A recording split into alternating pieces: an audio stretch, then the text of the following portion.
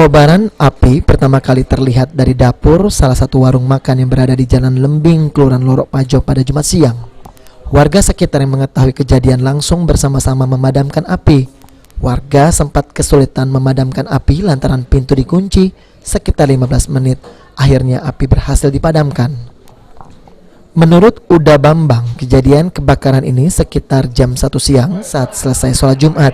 Selain itu dirinya ikut membantu memadamkan api. Diduga sumber api berasal dari kompor gas yang meledak. Berapa jam? Setengah jam ya? Berapa jam lah? Apa kesulitannya tadi kak? Tergembok. Hah?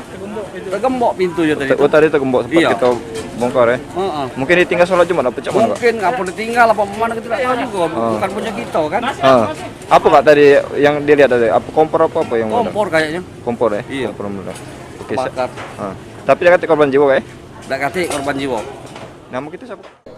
Dari kebakaran ini tidak ada korban jiwa, namun kebakaran ini membuat aktivitas karyawan rumah makan terhenti sementara. Abidin Riwanto, PAL TV.